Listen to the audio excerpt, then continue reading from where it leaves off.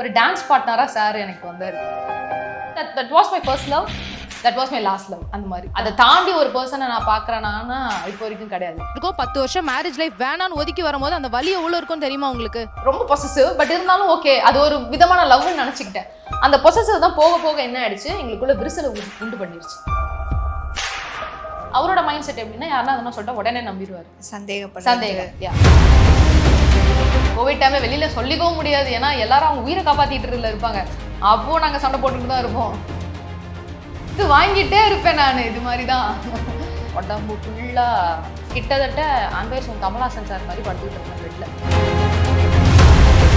ரொம்ப ரணமாயிட்டு அப்புறம் தான் ஒரு ஸ்டேஜுக்கு மேல இதுக்கப்புறம் மிச்சம் இருக்க உயிரை வச்சாச்சு நான் ஏதாச்சும் என் பிள்ளைக்கு பண்ணணும்னு நினைச்சுதான் அந்த லவ் ஒரு விஷயம் பிடிச்சி வைக்கணுன்றதுக்காக நிறைய விஷயம் நான் பர்டிகுலராக நிறைய விஷயம் சாக்ரிஃபைஸ் பண்ணது. லவ் தான் முக்கியம் அப்படின்னு சொல்லிட்டு எங்கள் அப்பா அம்மாவை எதிர்த்துட்டு I went to for an extent. இந்த ஒரு மேரேஜ் விஷயம் நடக்கும்போது வெரி த மூமெண்ட் இந்த மாதிரி உங்கள் பொண்ணு கல்யாணம் ஆயிடுச்சுன்னு சொல்லிட்டு அந்த சைட்லேருந்து லாயர் எங்கள் அப்பா கால் பண்ணி சொல்லும்போது அவ்வளோதான், என் பொண்ணு அப்படி பண்ணியிருக்காது, என் குலசாமி அப்படி பண்ணியிருக்காது அப்படின்னு சொல்லிட்டு அந்த ஒரு அழுதாரு பாருங்க. இப்போ வரைக்கும் ஐ couldn't able to, அது என்னால் ஜீர்ணிக்கவே முடியல. பெத்தவங்க அள வைக்க கூடாதுன்னு சொல்லுவாங்க, அதை நான் பண்ணிட்டேன்.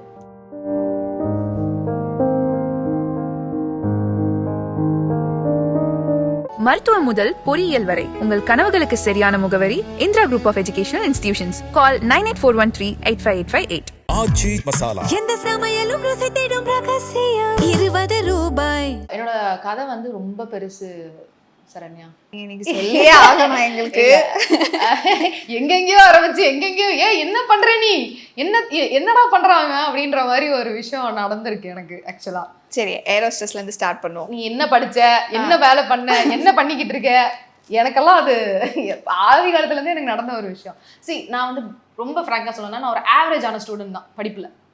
ஆஹா ஓஹோ எல்லாம் கிடையாது, பாஸ் ஆயிடுவேன். எங்க அப்பா அம்மாவுக்கு அது போதும், நீ பாஸ் ஆயிடு, தாண்டிடு இது எப்படியாச்சு அப்படின்னு சொல்லிட்டு தான் எனக்கு இந்த இந்த சந்தானம் சொல்ற மாதிரி, சந்தானம் சார் சொல்லுவார்ல, எனக்கு இந்த கோகரிக்குலர் ஆக்டிவிட்டிஸ்லாம் ரொம்ப பிடிக்கும். அங்க சப்ஜெக்ட் ஆரம்பிச்சாங்க, இங்க பிடி ஓடுவேன் நான், அங்க வாலிபால் கிளாஸ் போவேன் நான். அந்த மாதிரி நிறைய இந்த மாதிரி ஆக்டிவிட்டிஸ்ல ரொம்ப பிடிக்கும். பட் ரொம்ப ரெஸ்ட்ரிக்ட் பண்ணுவாங்க என்ன, நீ படிக்கணும், ஏன்னா நீ ஆவரேஜ் ஸ்டூடெண்ட், நீ படிக்கலன்னா அதுவும் நீ பாஸ் ஆக மாட்டே அப்படின்னு சொன்னதுனாலே என்னவோ அந்த விஷயத்துலலாம் என்னால் கான்சன்ட்ரேட் பண்ண முடியல. ஏன்னா படிக்கணும், வீட்டில் சொல்லிட்டாங்க, படிச்சே ஆகணும், அந்த ஒரு இது இருந்ததுனால, அந்த ஒரு ப்ரெஷர் இருந்ததுனால. ஸோ அந்த மாதிரி பண்ணுறச்ச எனக்கு அந்த பெருசாக இன்ஜினியர், டாக்டர், டீச்சர் அந்த மாதிரிலாம் எனக்கு தோணலை. சும்மா இங்கே ரேண்டமாக எங்கள் ஸ்கூலில் வந்து இந்த ஒரு பேம்ப்ளெட்ஸ் மாதிரி ப்ரொவைட் பண்ணுவாங்க. 12th முடிச்சப்போ இந்த மாதிரி ஏர் ஹோஸ்டஸ் கோர்சஸ் இருக்குது, அப்புறம் இந்த இன்ஜினியரிங் கோர்சஸ் இருக்குது, அந்த மாதிரி வந்து கேம்பஸ் இன்டர்வியூ மாதிரி வருவாங்களா. அப்போ ஸ்கூல் டைம்ஸில் வந்து எங்களுக்கு அந்த பேம்ப்ளெட்ஸ் வந்தது. அது ஒரு நாள் என் பேக்கில் கிடந்தது வந்து எங்கள் அப்பா எதிர்ச்சியாக பார்க்க போய், இது என்னம்மா வச்சிருக்கேன் அப்படின்னும் போது ஐ செட் லைக், அப்பா எனக்கு இது ஆசையாக இருக்குப்பா, பண்ணவா அப்படின்னு சொல்லிட்டு. அதுக்கு என்ன பண்ணிட்டே போச்சுன்னா, I will be very dark at the time. ரொம்ப டார்க்காக இருப்பேன் நான். இப்போ டஸ்கியாக இருக்கேன்னா அப்போ நான் டார்க்காக இருப்பேன் நான். அந்த ஒரு இடத்துல வந்து ஏர் ஹோஸ்டஸ் போகும்போது அங்கேயுமே ஒரு சரியான அடி என்னன்னா, கலர் வந்து ஸ்கின், ஏன்னா ஆப்வியஸ்லி கலர் ஸ்கின் டோன் பார்ப்பாங்க.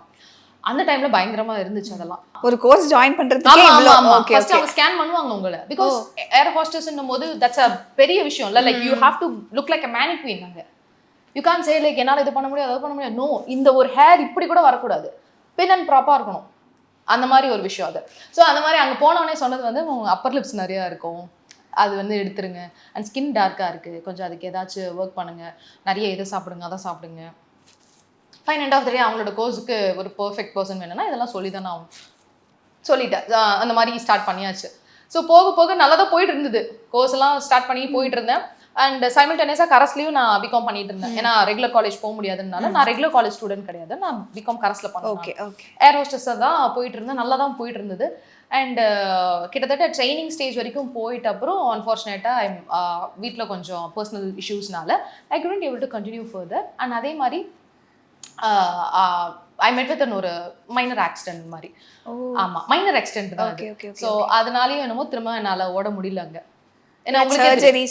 சர்ஜரிஸ் கிடையாது, பட் அந்த ஸ்கிராச்சஸ்லாம் இருக்கும்ல. ஸோ அதனால ஆப்வியஸாக அவங்க சொல்லிட்டாங்க அது மாதிரி பண்ண முடியாது அப்படின்னு சொல்லிட்டு. I got I mean like I discontinue பண்ணிட்டேன் நான் அந்த டைமில்.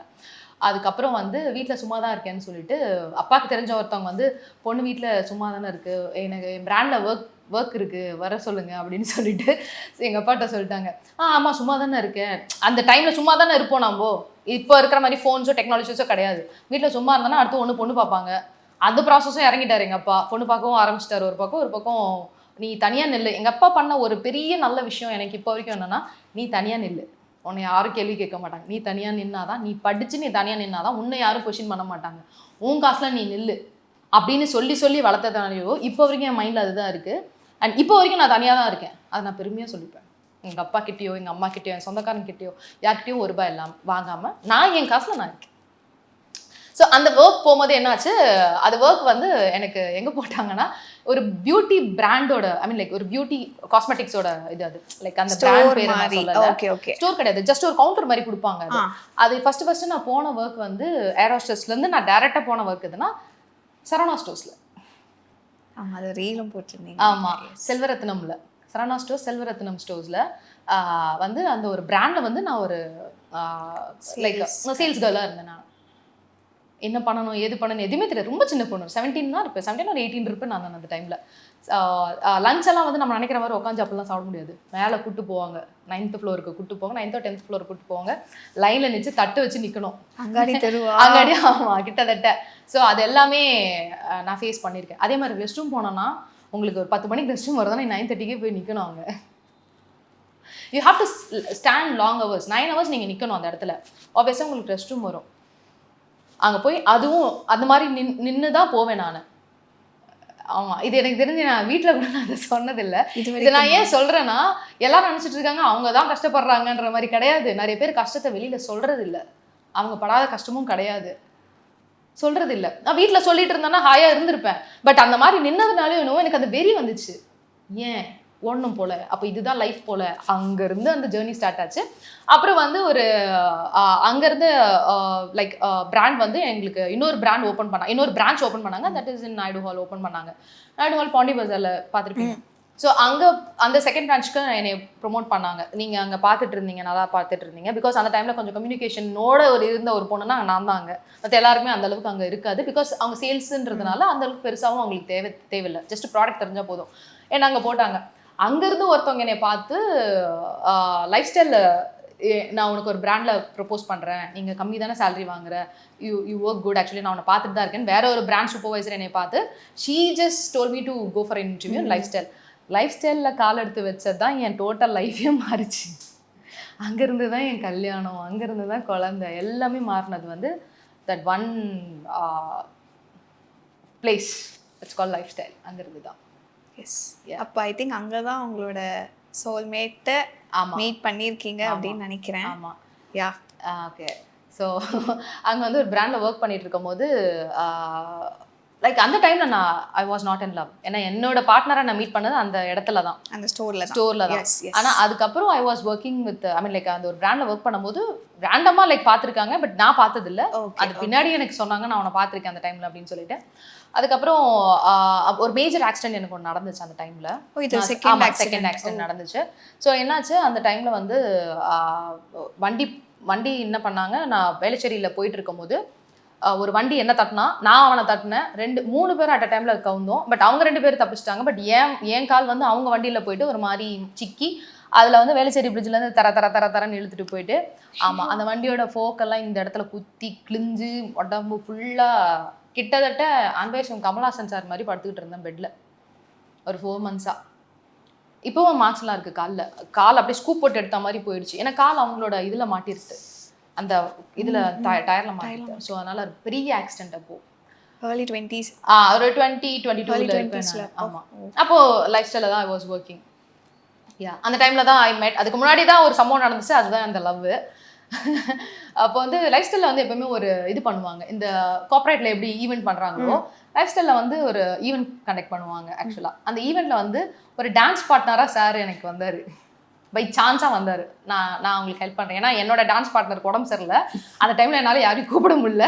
சரி, எனக்கு கொஞ்சம் ஹைட்டாக ஒரு பர்சன் வேணுமே அப்படின்னு சொல்லிட்டு நீங்கள் வரீங்களான்னொடனே ஓகே சாரும் வந்தார். அதாவது இந்த லவ் ஸ்டோரியை வந்து ஒரு கதையா எடுக்கலாம்னா அது என் கதையை நல்லாவே எடுக்கலாம். ஏன்னா சம்பந்தமே இல்லாம ஒரு விஷயம், சும்மா டான்ஸ் ஆட வந்தவங்கள ஒரு பார்ட்னரா செலக்ட் பண்ண பர்சன் அது நான் தான். அதுவும் ஒரு பெரிய பெரிய மீடியாலும் அப்பெல்லாம் கிடையாது. ஜஸ்ட் ரேண்டமா நல்லா இருக்கே, பையன் நல்லா நம்மளோட மிங்கிள் ஆறாப்லே அப்படின்னு சொல்லிட்டு அந்த டைம்ல நான் எதுவும் பெருசா லவ் எதுவும் பண்ணல. நான் that was my first love, that was my last love. அந்த மாதிரி நான் ட்ரூவா லவ் பண்ணி நான் ட்ரூவா ஒரு பர்சனை லவ் பண்ணேன்னா தட் வாஸ் ஹிம். நான் இப்போ வரைக்குமே அதை தாண்டி ஒரு பர்சனை நான் பார்க்குறேன்னா இப்போ வரைக்கும் கிடையாது. அது அவங்களுக்கு தெரியுமோ இல்லையோ, என்னை சுற்றி இருக்க எல்லாருக்குமே அது தெரியும். பிகாஸ் அந்த பெயினை நான் கோ த்ரூ பண்ணிட்டு இருக்கிற வரைக்கும் அந்த லவ் இருந்துட்டு தானே இருக்கும் அப்போ அந்த மாதிரி. ஸோ அப்போ பார்த்தாங்க, அப்போ நல்லா போயிட்டு இருந்தது. ஒரு 5 years we were in love. அதுக்கப்புறம் அந்த டைம்ல எனக்கு I got an opportunity to work with a corporate. ஏன்னா என்ன ஒருத்தவங்க லைஃப் ஸ்டைலில் பார்த்துட்டு கார்பரேட்ல நீ ஏன் you are wasting your time here, நீ நல்லா இது பண்ற, வி ஹேவ் ஆப்பர்ச்சுனிட்டி தேர் அப்படின்னு சொல்லிட்டு அதே பில்டிங்ல மேலே 6th floor அங்கே போயிட்டு அங்கே என்னோட கார்பரேட் லைஃப் வந்து அங்கேருந்து ஸ்டார்ட் ஆச்சு எனக்கு. அப்போ ஆல்சோ ஐ மீன் அந்த டைம்லயும் நான் லவ்ல தான் இருக்கேன். நான் போயிட்டு இருந்தது. பட் வீட்டில் அக்செப்ட் பண்ணல. ஆஸ் யூ நோ அந்த டைம்லலாம் பயங்கரமாக பார்ப்பாங்க. ஸோ லவ் மேரேஜ் அக்செப்ட் பண்ணல. லவ் தான் முக்கியம் அப்படின்னு சொல்லிட்டு எங்கள் அப்பா அம்மாவை எதிர்த்துட்டு I went for an extent. ஆமாம், ரன்னிங் சேசிங் எல்லாமே நடந்துச்சு. ரன்னிங் சேசிங் லிஸ்ட் மேரேஜ் யாரும் இல்லை, யாருமே கிடையாது. எல்லாமே அவங்களோட ஃபேமிலி தான். என் சைடில் தான் ஒருத்தவங்களும் கிடையாது. Okay okay. ஸோ எல்லாமே பண்ணேன். பிடிச்சதுனால தானே பண்ண முடியும். டைம் பாஸ் லவ் பண்ண எப்படி அதெல்லாம் பண்ண முடியும்? பிடிச்சிருந்தது, ரொம்ப பிடிச்சிருந்தது, அவங்க தான் என் லைஃபு, நல்லா பார்த்துப்பாங்கன்னு சொல்லிட்டு நம்பி ஒரு விஷயத்துக்காக இறங்குறோம். அதுவும் பயங்கரமா இறங்குது. ஏன்னா நாங்க வீட்டுல 3 பொண்ணுங்க, எனக்கு அப்புறம் 2 தங்கச்சி, நான் தான் எல்டர். ஆமா, நான் தான் எல்டர். ஸோ அப்படி இருக்கிற பட்சத்துல நான் இன்னும் பயங்கர கான்சியஸா தான் இருந்திருக்கணும் இந்த விஷயத்துல. அந்த டைம்ல எனக்கு தெரியல. ஏன்னா வீட்டுல ஒரு பக்கம் மாப்பிள்ளை பாக்குற ப்ராசஸ் போயிட்டு இருக்கு. ஸோ அதை விட இது நல்லா இருக்கும் போல இருக்கே, லைக் லைஃப் நல்லா இருக்கும் நமக்கு, வீட்டில் யாரையோ பார்த்து கட்டி வைப்பாங்களே. பட் பர்டிகுலராக அவங்க ஹஸ்பண்டை ரிஜெக்ட் பண்ணுறதுக்கு என்ன ஏன் வேண்டாம்? அவங்களுக்கு ஏதாவது ஒரு ரீசன் இருந்திருக்கும்ல. லைக் உங்க அப்பா லைக் ஒத்துக்கலன்னு சொன்னீங்களா மேரேஜ்க்கு? ஸோ என்ன உங்க மேரேஜ்க்கு ஒத்துக்கல அப்படிங்கிற மாதிரி சொன்னீங்களே. லவ் மேரேஜ் அப்பாவுக்கு அக்செப்ட் பண்ணலாம். அதுக்கு ஏதாவது லைக் இந்த ரீசன்னால இந்த பையன் வேணாம் அப்படிங்கிற மாதிரி பயம் இருக்கும்ல எல்லாருக்கும். யாரு நீங்க செலக்ட் பண்ணதுனால பொண்ணு அந்த லௌகீக வாழ்க்கையில இருக்கு பொண்ணு, அது செலக்ட் பண்ணிச்சுன்னா அப்ப லைஃப் எப்படி இருக்கும்? இப்ப அவர் நினைச்சதானே நடந்திருக்கு. இப்போ அப்ப அப்பா நடந்தது கரெக்டு தானே. எங்க வீட்டுல 3 பேர்னால நான் டாடிக்கு ரொம்ப செல்லும். அதனாலே என்னவோ இந்த ஒரு மேரேஜ் விஷயம் நடக்கும்போது he felt very hard break. அது ஒரு பயங்கர ஒரு டிசப்பாயிண்ட் ஆயிட்டாரு. எங்க பாட்டி இறந்தபோது கூட எங்க அப்பா அழுல, சீரியஸா பயங்கர ஸ்ட்ராங். அவருக்கு அழுது பிடிக்காது. த மூமெண்ட் இந்த மாதிரி உங்க பொண்ணு கல்யாணம் ஆயிடுச்சுன்னு சொல்லிட்டு அந்த சைட்ல இருந்து லாயர் எங்க அப்பா கால் பண்ணி சொல்லும் போது அவ்வளவுதான், என் பொண்ணு அப்படி பண்ணியிருக்காது, என் குலசாமி அப்படி பண்ணியிருக்காது அப்படின்னு சொல்லிட்டு அந்த ஒரு அழுதாரு பாருங்க. இப்போ வரைக்கும் ஐ குடன்ட் ஏபிள் டு, அது என்னால ஜீர்ணிக்கவே முடியல. அதனாலே என்னவோ மேபி இப்போ நான் அது கஷ்டப்பட்டுட்டு இருக்கேன். பெற்றவங்க அளவு வைக்கக்கூடாதுன்னு சொல்லுவாங்க, அதை நான் பண்ணிட்டேன்.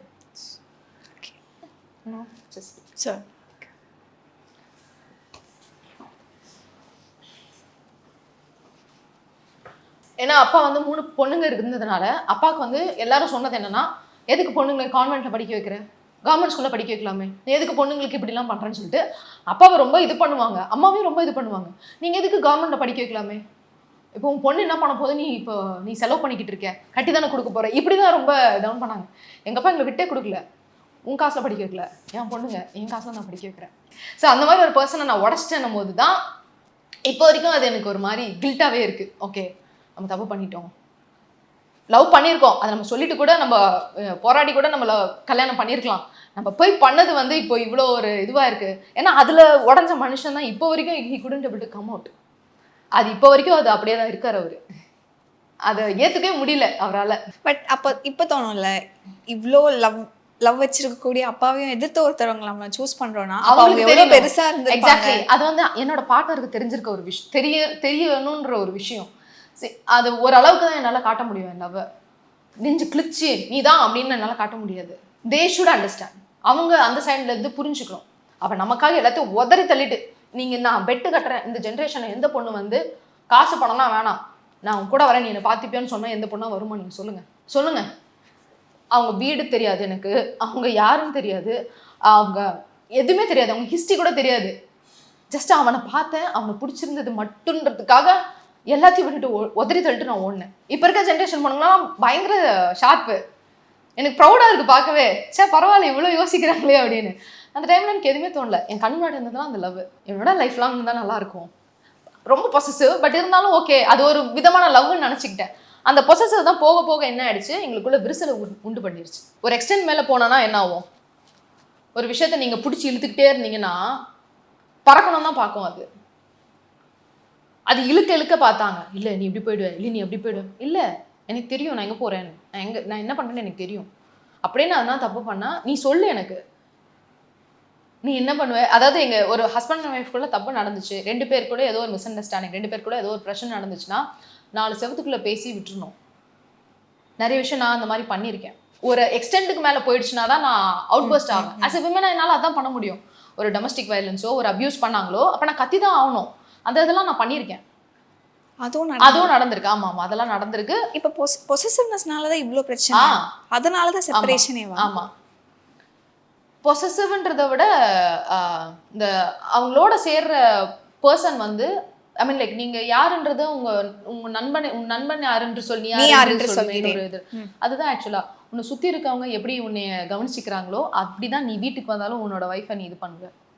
ஏன்னா அவங்களோட வைஃபெல்லாம் எப்படி ட்ரீட் பண்றாங்க, அவங்களோட சர்க்கிள் எப்படி இருக்காங்கன்னு சொல்லிட்டு உன் சர்க்கிள் சரியில்லைன்னா you will not have a good I mean like good healthy life. அது வந்து என் விஷயத்துல நான் பார்த்துட்டேன். அது அவரோட மைண்ட் செட் எப்படின்னா யாருன்னா அதெல்லாம் சொல்லிட்டா உடனே நம்பிடுவார்.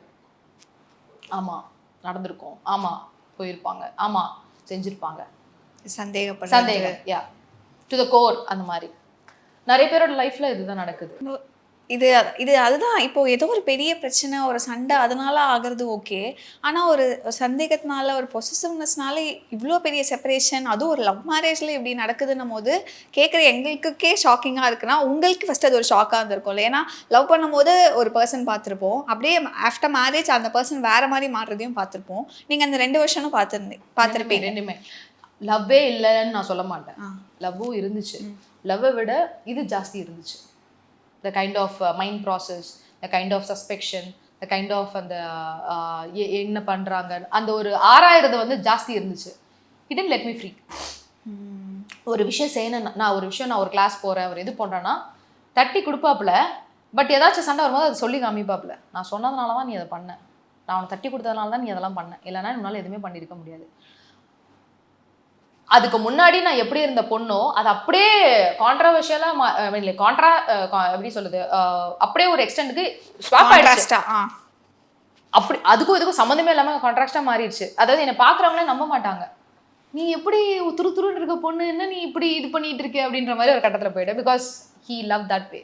நான் அப்படி சட்டிலா இருக்கிறதா ஹீ லவ். ஆனால் இன்னொன்று ஹார்ட் திங் இஸ், இதை உங்கள் பையனும் பார்த்துட்டே. ஆமா, அவனும் பார்த்துட்டு இருந்ததுனால அவனுக்கு நிறைய ட்ராமா. என்ன வயசு இருக்கும்? he is 8 now. அப்போ இந்த விஷயம்லாம் நடக்கும்போது 2-3 years அப்பவே. ஆமா, போஸ்ட் கோவிடுக்கெல்லாம் அவ்வளோதான், பயங்கர வார் தான் லிட்டரலா. கோவிட் டைமே வெளியில சொல்லிக்கவும் முடியாது, ஏன்னா எல்லாரும் அவங்க உயிரை காப்பாத்திட்டு இருப்பாங்க. அப்போ நாங்க சண்டை போட்டுட்டு தான் இருப்போம். இட் ஹேப்பன்ஸ், அவ்வளோதான். புரிஞ்சுக்கணும்னு பார்த்து நான் லைஃப்பை தான் வேஸ்ட் பண்ணியிருக்கேன். எண்ட் ஆஃப் த டே அவங்க லைஃப்பும் வேஸ்ட் பண்ணி ஐ மீன் லைக் அவங்களும் அவங்க லைஃப் வேஸ்ட் பண்ணியிருக்காங்க, என் லைஃப்பை நானும் வேஸ்ட் பண்ணியிருக்கேன். அந்த லவ் ஒரு விஷயம் பிடிச்சி வைக்கணுன்றதுக்காக நிறைய விஷயம் நான் பர்டிகுலராக நிறைய விஷயம் சாக்ரிஃபைஸ் பண்ணது வேஸ்ட் தானே. இப்போ end of the day separation அப்படின்னு வரும்போது ஃபர்ஸ்ட் எல்லாம் யோசிக்கிறது குழந்தைக்காவது சேர்ந்து வாழ்ந்துடணும் எல்லாரும். ஏன்னா சுற்றி இருக்கிறவங்களும் அப்படி தான் சொல்லுவாங்க, நம்மளையும் கிட்டத்தட்ட அதுதான் உண்மை நம்ப வைக்கிற அளவுக்கு போயிடும். அப்படியும் சுற்றி உங்கள் ஃபேமிலியில் இருக்கவங்க யாராவது சொன்னாங்களா? பட் அதையும் தாண்டி எந்த ஒரு விஷயம் இவ்வளோதான் என் சேச்சுரேஷன் பாயிண்ட், இவ்வளோதான், இதுக்கு மேலே என்னால் முடியாது அப்படின்னு எந்த பாயிண்ட்ல டிசைட் பண்ணீங்க? 2017 மேரேஜ் ஆச்சு. இட்ஸ் ஆல்மோஸ்ட் 10 years இப்போ. ஸோ ஒரு விஷயம் வந்து 1 வருஷம் 2 வருஷம் 3 வருஷம் 4 வருஷம் 5 வருஷம் 6 வருஷம் 7 வருஷம் இத்தனை வருஷமாவும் ஒரே விஷயம் நடந்ததுன்னா what you will feel from your side? அது உங்களுக்கு தேவையா அப்படின்னு ஒரு இது வரும்ல, கொஸ்டின் மார்க் வரும்ல. அந்த கொஸ்டின் மார்க் எனக்கு வந்துச்சு. அதே மாதிரி ஃபினான்ஷியலாக சப்போர்ட் இருந்து வீட்டில் ஒரு ரெஸ்பான்சிபிலிட்டிஸை வந்து ஷேர் பண்ணுற ஒரு பர்சனாக நான் மேரேஜ் பண்ணலை. டு பி வெரி ஃப்ராங்க், இப்போ நான் தனியாக நான் நிம்மதியாகவும் இருக்கேன், தனியாக தான் இருக்கேன், மீன் லைக் எனக்கு பெயின் இருக்குது, பட் தனியாக இருந்தாலும் நான் ஹேண்டில் பண்ணிடுறேன்னா எனக்கு சார் எடுத்து கொடுத்த லெசன் அது. நான் சார் இருக்கும்போது நான் தான் எல்லாத்தையும் பண்ணிக்கிட்டு இருப்பேன், நீங்கள் தான் பார்த்துக்கிட்டு நான் தான் பார்த்துட்டு இருந்தேன். ஃபினான்ஷியலாக அவங்களால முடிஞ்சதை பண்ணுவாங்க, ஆஹா ஓஹோலாம் கிடையாது. பட் இப்போ இருக்கிற காலகட்டத்தில் அது பத்தாது. எஃபோர்ட் போட்டு சைடு இன்கம் அது இதுன்னு பண்ணணும்.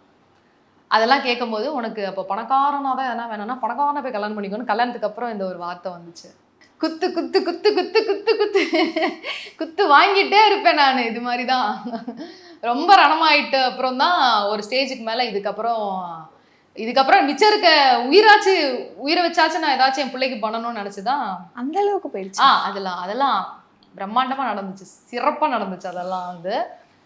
ஆமா, physical trauma, mental, physically mentally எல்லாமே, டொமஸ்டிக் எல்லாமே நடந்துச்சு.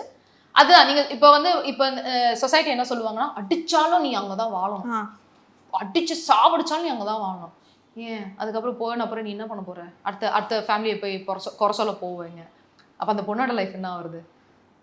அதுக்காக நீ அடிச்சோடனே நீ வெளியில வந்து அப்படின்னு கூட வேண்டாம். என்ன நடந்துச்சுன்னு ஃபர்ஸ்ட் பொண்ணு சைடுல யாரா கேட்குறாங்களா?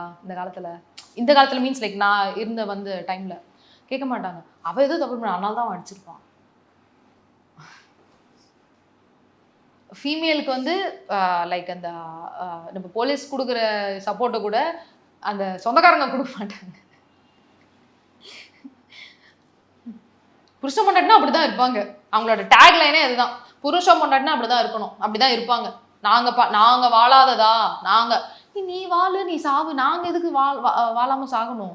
இதுல வேற ஒரு குழந்தை பிறந்தா எல்லாம் சரியாயிடும். அதுதான் ஹைலைட். குழந்தை பிறந்தோடனே எல்லாம் சரியாயிடும். குழந்தை பிறந்த அப்புறம் தான் பக்காவா ஃபுல்லாவே பைத்தியமா இருது அந்த டைம்ல. இப்போ நீங்க legally செப்பரேஷன்ல we are separated actually. legally we are processing, yet to process. மருத்துவம் முதல் பொறியியல் வரை உங்கள் கனவுகளுக்கு சரியான முகவரி Indira group of educational institutions. Call 9841385858. எந்த சமையலும் ருசி தேடும் ரகசியம் 20 ரூபாய்.